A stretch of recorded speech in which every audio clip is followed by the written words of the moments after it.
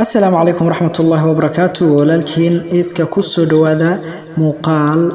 aad u qurux badan in badan ayaan kala maqnayn xoogaa waan yara mashquulay marka asxaabteeda qiimiga badan ma idin ka seexanin barnaamij xiiso leh waan idin soo wadaa fadlan hadda inagu cusub tahay subscribe sar channelka like garee muuqaalka u share garee saaxiibkaaga hadda hore inagu la joogtay muuqaalka like sar si uu u gaaro saaxiibo badan muuqaalka mar rabo inuu dheeraado waxaan uga hadlaynaa barnaamij yar oo xasaasi ah dhacdo aan ka aqriyay jiraa'idada caalamka ayaa nin maalmaha kamid ah wuxuu doontay shaqadii waa nin macnaa experience waaye shaqo ayuu doontay markuu shaqadii doontay adiga shaqada tagabo hadii adiga 10 days ama 10 maalin oo kale haduu ka shaqeeyo automatically waa la tuuraa shaqada waa laga saaraa bilaa sabab asigana uu isdareemi waaye mar dambe ayuu isweydiiyay 6 shaqo marka laga buriyay wuxuu dhahay talo problemkan ku haysto ama dhibaatadan ku daba joogto oo shaqadaada in lagaaga saaro ku sawato maxaa aadan ogeyn ninkii wuu wareeray kadib wuxuu sameeyay waaye wuxuu dhahay marka bal in aan ogaado waay ciladan aad ay ugu fogaatay 6 shaqo inta kuma taalo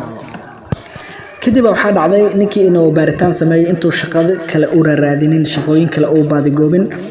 marka horta xirfad walba lahaa aqoon walba lahaa hadii aad bila discipline tahay hadii aadan waqtigaada ilaalinaynin hadii aadan hawlkar ahayn waxba kuma hagaagayo taas waa wax la hubo ninkii markuu research sameeyay baaritaan sameeyay xitaa jaamacadii ku soo baxay macallimiintii iyo professoryadii ayuu la kulmay kadib waxay u sheegeen horta marka hore waxay u sheegeen afar qayb ay u sheegeen markaad shaqaale tahay lagaaga rabo ama laga doonayo marka waxa la dhahay ninka odaygii horta shaqadaada ma ilaalin jirto waqtigii shaqada laga rabay ama waqtiga aad shaqada soo gal lagu dhahay ma tagi jirtay mise waqti ka dambe ayaa tagi jirtay wuxuu dhahay waqtiga aan shaqada adiga lazy aan ku ay dhankaas hadaan reality ka hadlo macnaha waan ka yiraahdaa jiray after 1 hour after 1.5 hour aan tagi jiray dhahay hal saac bar kadib ama hal saac ayaan tagi jiray marka macnaha halkaas waxa uu la jeedaa waqtigii laga rabay hal saac kadib hal saac oo dheeraad ku darsaday kadib taas waa big problem wax shaqadaada dhibaato u keenay midaas koow ka taal lahay marka hab dhaqankaaga shaqaalaha ka waran aniga xoogaa confuse iyo waxaan ahay qof adiga madax xanuun qaba amal waa xanaaq badan oo dhahay so that's the main point oo macnaha adiga shaqadaada aad ku weyso waayo dhahay marka maxaa kale markaas professorkii wuxuu u sheegay afar ba iska ilaali shaqadaada inaad waqtigaada ilaasho weyso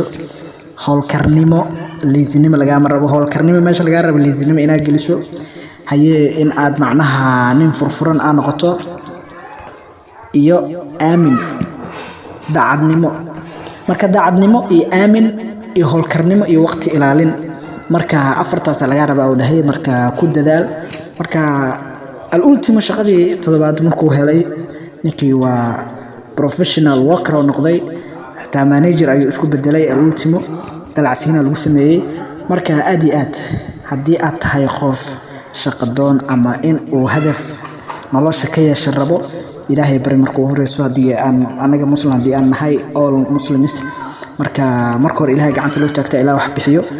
second one research la sameeyaa lama fadhiyo wax baad goob ayaa la sameeyaa automatically ilaahay ayaa kugu leesinayo wanaag iska ilaalisaa bila aamin inaad noqoto inaad shaqadaada hawlkar ku ahayn inaad shaqadaada waqtigeeda ilaalinaynin iyo aaminnimo hadii afartaas aadan lahayn ama laba kamid aadan lahayn so that's a big problem marka insha Allah asxaabteeda qiimiga badan muuqaalka ugu dheeraado waxa rabay intaas yar inaan la wadaago hadda waxaan filaa inaad wax uun ka faa'iiday hadaladeeda aniga macnaha ujeedkayga ma inaan idinka aqli badana ama idinka fikrad weyn hayso dad fikrad badan ay igu xiran oo maskax leh iga maskax fiican marka insha Allah